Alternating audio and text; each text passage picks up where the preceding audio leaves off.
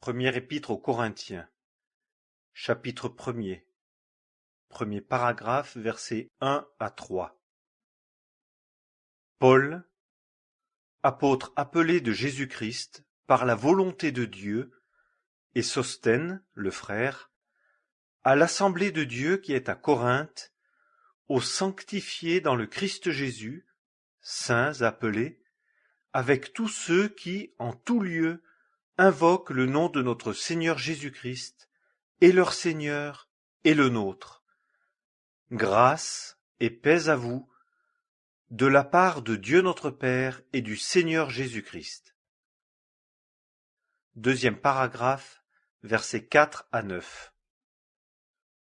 Je rends toujours grâce à mon Dieu pour vous, à cause de la grâce de Dieu qui vous a été donnée dans le Christ Jésus, de ce qu'en toutes choses vous avez été enrichis en lui, en toute parole et toute connaissance, selon que le témoignage du Christ a été confirmé au milieu de vous, de sorte que vous ne manquez d'aucun don de grâce, pendant que vous attendez la révélation de notre Seigneur Jésus-Christ, qui aussi vous affermira jusqu'à la fin, pour être irréprochable dans la journée de notre Seigneur Jésus-Christ.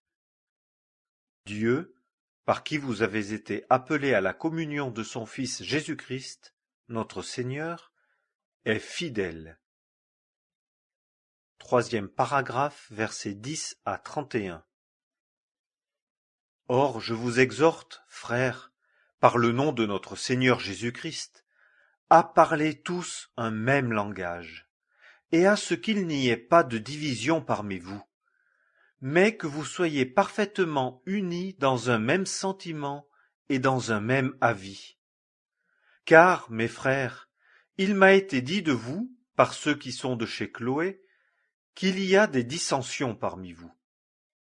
Or, voici ce que je dis, c'est que chacun de vous dit, « Moi, je suis de Paul, et moi d'Apollos, et moi de Céphas, et moi de Christ. » Le Christ est-il divisé? Paul a-t-il été crucifié pour vous? Ou avez-vous été baptisé pour le nom de Paul? Je rends grâce à Dieu de ce que je n'ai baptisé aucun de vous, sinon Crispus et Gaius, afin que personne ne dise que j'ai baptisé pour mon nom. J'ai bien aussi baptisé la maison de Stéphanas. Du reste, je ne sais pas si j'ai baptisé quelqu'un d'autre. Car Christ ne m'a pas envoyé baptiser, mais évangéliser, non point avec sagesse de parole, afin que la croix du Christ ne soit pas rendue vaine. Car la parole de la croix est folie pour ceux qui périssent. Mais à nous qui obtenons le salut, elle est la puissance de Dieu. Car il est écrit, « Je détruirai la sagesse des sages, et j'annulerai l'intelligence des intelligents. » Où est le sage?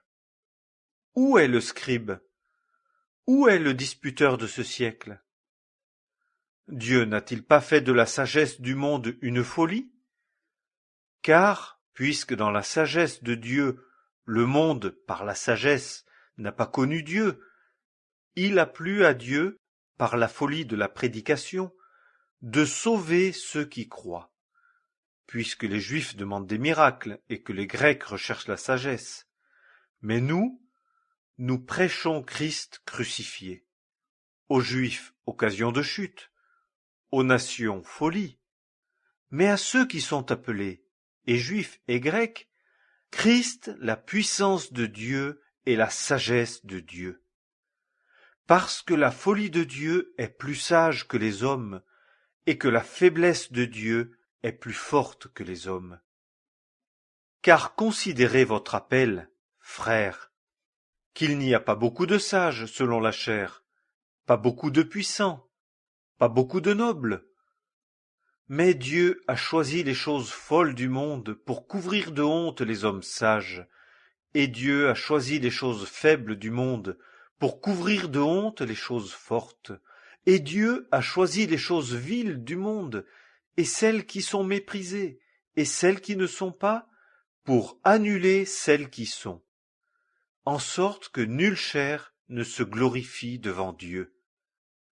Or vous êtes de lui dans le Christ Jésus, qui nous a été fait sagesse de la part de Dieu, et justice, et sainteté, et rédemption, afin que, comme il est écrit, celui qui se glorifie dans le Seigneur. Première épître aux Corinthiens, chapitre 1er, premier paragraphe, versets 1 à 3. Paul, apôtre appelé de Jésus-Christ par la volonté de Dieu, et Sosthène, le frère, à l'assemblée de Dieu qui est à Corinthe, aux sanctifiés dans le Christ Jésus, saints appelés, avec tous ceux qui, en tout lieu, invoquent le nom de notre Seigneur Jésus-Christ, et leur Seigneur, et le nôtre. Grâce et paix à vous, de la part de Dieu notre Père et du Seigneur Jésus-Christ. Deuxième paragraphe, versets 4 à 9. Je rends toujours grâce à mon Dieu pour vous, à cause de la grâce de Dieu qui vous a été donnée dans le Christ Jésus, de ce qu'en toutes choses vous avez été